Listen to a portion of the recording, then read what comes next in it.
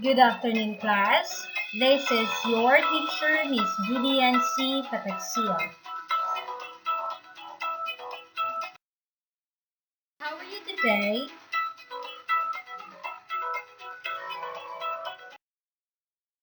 Welcome to Be in Health subject, first semester, first quarter, week 1.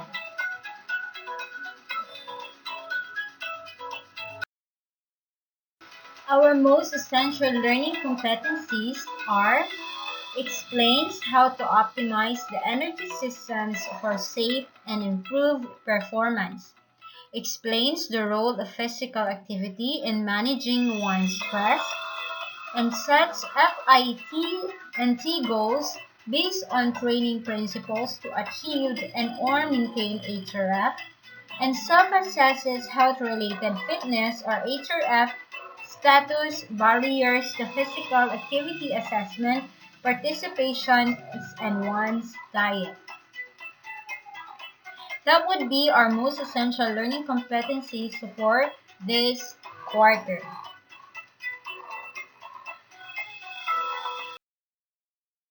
The lesson that we're going to discuss this afternoon is about the energy system.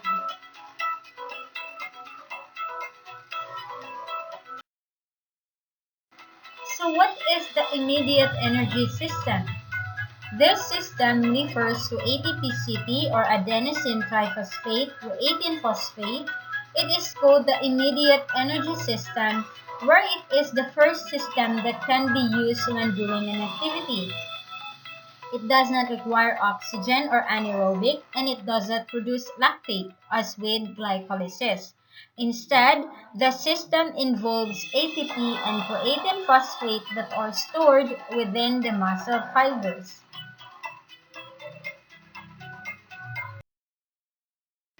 Athletes who compete in sports that require higher amounts of short-duration acceleration, shot putters, weightlifters, American football linemen, gymnasts, or sprint distance speed skaters use the anaerobic alactic system.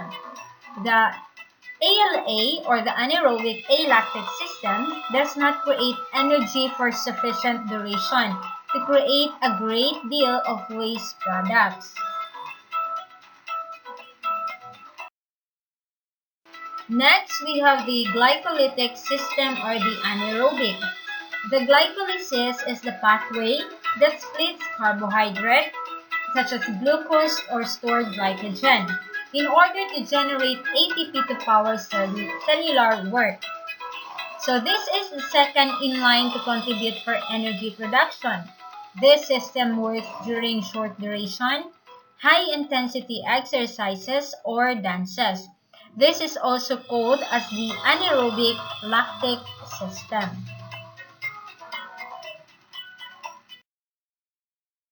The anaerobic lactic system, or also known as fast glycolysis.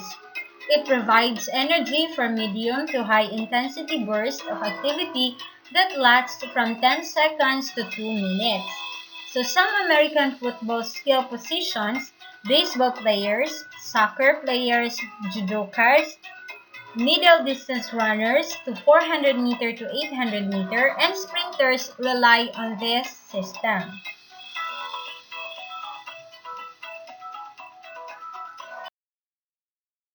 The anaerobic lactic system, as well as the ATP Pc system, are capable of high intensity levels and do not rely on oxygen or fuel.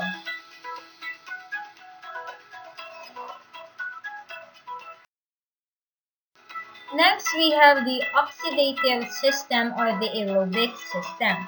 The aerobic system is the most utilized of the three. It provides energy for low-intensity activities that last anywhere from 2 minutes to a few hours. Unlike the other two systems, the aerobic system requires oxygen and takes much longer to overload.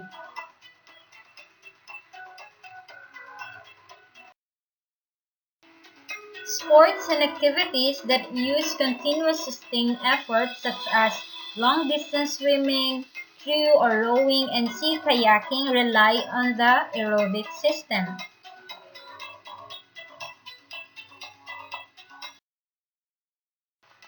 Now we have brief introduction. The energy system of our body works in different ways in which it generates fuel and uses it as energy to perform a certain task. We all know that in able for our body to work, all we must do is to eat. The food that we eat gives us the energy to do work and to accomplish something. This food serves as the fuel of our body. A certain energy system of our body becomes predominant depending on the intensity, duration, and type of exercise we perform.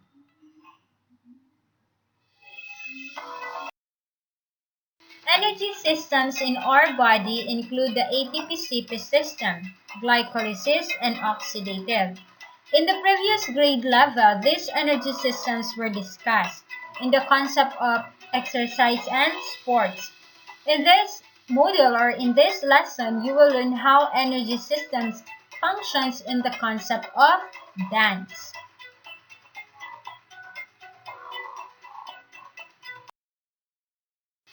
So what is energy systems in the body? The human body uses energy from food to fuel movement and essential body functions, but the body cells don't get energy directly from food. So after food is digested, the carbohydrates, protein, and fat break down into simple compounds, such as glucose, amino acids, and fatty acids, which are absorbed into the blood and transported to various cells throughout the body.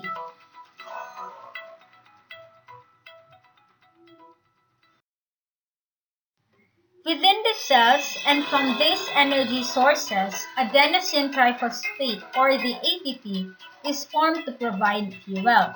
The body uses three different systems to supply cells with the necessary ATP to fuel energy needs. So most of the body's activities use a continuum of all three energy systems working together to ensure a constant supply of energy.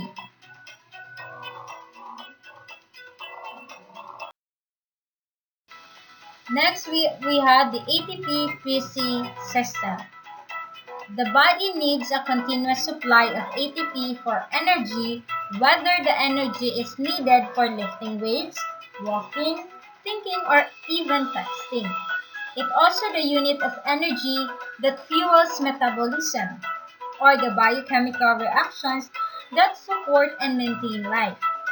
For short, an intense movement lasting less than 10 seconds, the body mainly uses the ATP-PC or creatine phosphate system.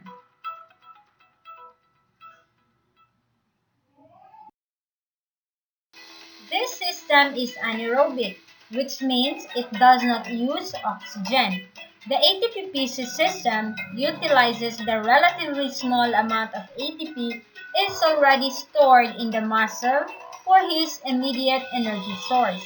When the body's supply of ATP is depleted, this occurs in a matter of seconds.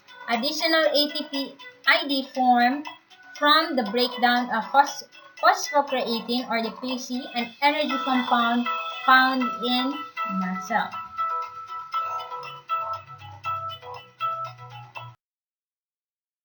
Next, we have the lactic acid system. The lactic acid system, or also called the anaerobic glycolysis system, produces energy from muscle glycogen. The storage form of glucose, glycolysis, or the breakdown of glycogen into glucose can occur in the presence or absence of oxygen.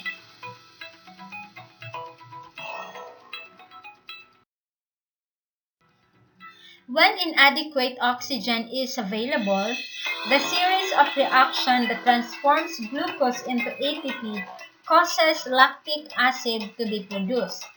In efforts to make more ATP, the lactic acid system fuels relatively short periods.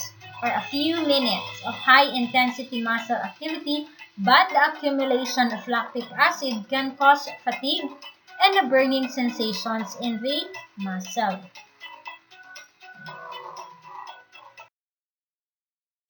Next, we have the aerobic system.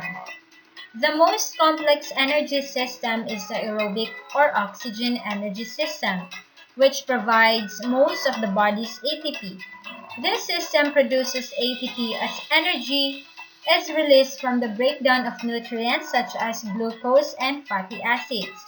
In the presence of oxygen, ATP can be formed through glycolysis.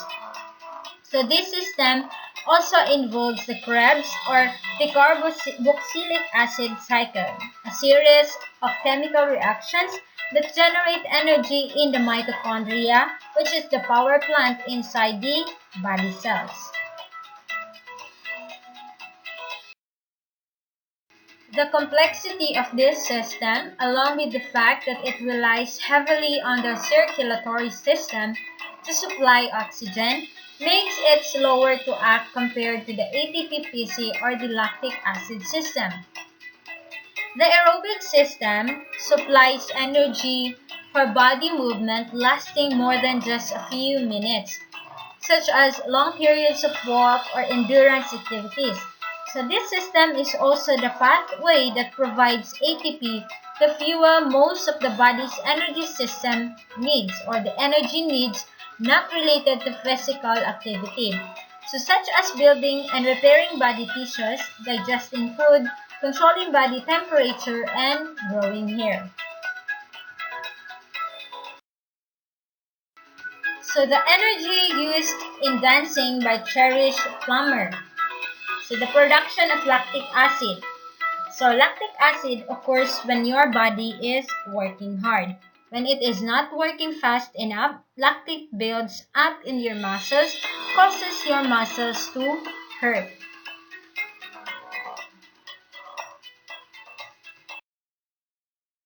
Next, we have the aerobic or anaerobic. The motion of dancing or the ballet is aerobic. This particular activity is aerobic because in most cases dancing is slow and rhythmical. Next, we have the storage. The body stores ATP in muscle in the form of glycogen.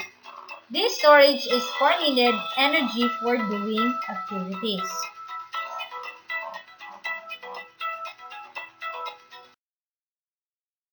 Energy system. So the oxidative system is the primary source of ATP during aerobic activities. Oxidative energy primarily uses carbohydrates and fats as substrates for energy.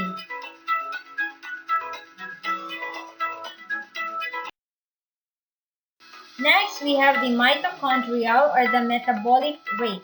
Mitochondria are referred as the powerhouse of the cell.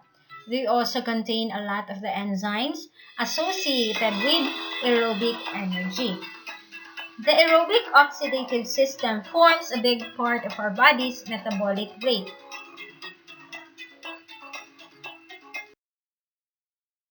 So that's all for our lesson this afternoon. I hope you enjoy and you've learned a lot. Thank you for listening. For your activity and for your quizzes, just follow the GAITF link on your screen.